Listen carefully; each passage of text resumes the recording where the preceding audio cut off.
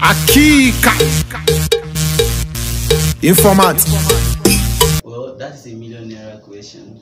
The reasons are multifaceted and multidimensional, so there are too many than one. I think the biggest reason why he lost that election is perceived poor performance by the incumbent state governor, and that is Dr. You know, the majority of Kwarans out there believe he has not given them the goods. He performs underwhelmingly. There are a lot of abandoned projects here and there, and the little he has done, let's say, didn't catch their attention. He lost the election. I believe it contributed immensely to that opinion. So let's say Kwarans voted against the dynasty because they perceived that the incumbent governor has failed them. Also, the running battle of the Senate president at the federal level, if you look at it, a man that is having problem at the state level is also the DG of the campaign of his party's presidential candidate. How do you take care of your own front and fight the battle at the national level? Not only that, but I believe that is also one of the major factors. Then I think something actually add up to. You know, back then Saraki used to be the man of the people. There was even a phrase that Kwara was in the let's say was in the pocket of Saraki. Definitely. That Saraki can just pick Kwara out like this, then take it back. So that was it then. But since the past 3 years or so, it has changed dramatically. Let's take the last government election, the unfortunate stoning at the Eid Grand. Then away from all of that, the Ajulo Queen victory in Kwara South. All these things have been culminating and adding up, and it just hits the height during this presidential election. People actually believe that he, have been far away from his people of recent times, and he never knew. Probably he knew and never took cognizance of it. So that happens. And a major factor that also causes defeat is the postponement of the elections. Because allegedly, I'll use that word allegedly, we've heard even from the APC and from other quarters that the PDP has perfected its plans for the last elections. In Kwara State here, there are situations where money was shared a night of the election. That was on Friday night. But this time around, they were not able to spend the same money that they spent last week. Then maybe some of their plans have been busted by the winning APC, which made it very difficult for them to coordinate themselves.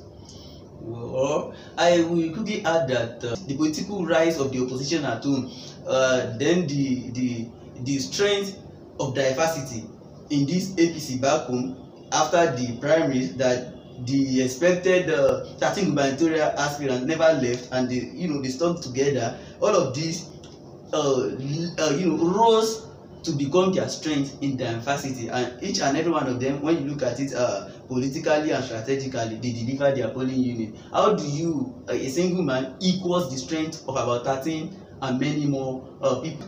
But at the same time, you also look at the number of the candidates in PDP also. They were also numerous, they were also many, but they were not able to deliver it.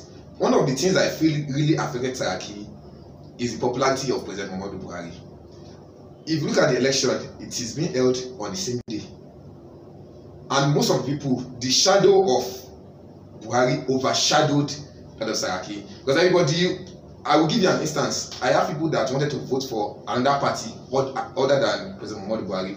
They had the intention of voting APC, presidential, Senate, PDP, House of Rep, PDP.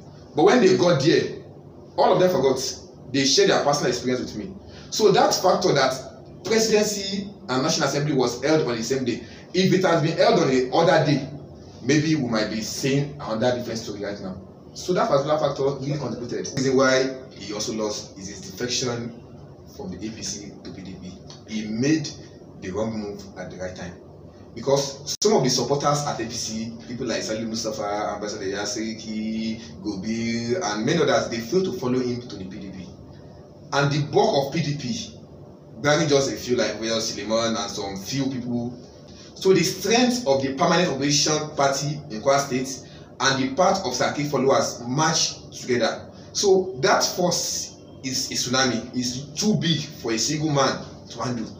Well, I buy into that your point, and I think it's astutely backed up by a point that experience is the best teacher, and that brings me back to this point that Saraki lost because the soldiers, let's say the political soldiers that were been together with him for a long while, didn't follow him, and they even led the movement to factionalize the party before he left. And that brings me to the personalities like Moshood Mustafa, the Kukolo Dodo, Honorable Yinka Luko, and all of these people. They are stalwarts, they are experienced politicians that have several years of political experience. I think a revolution that its time has come can never be stopped or delayed.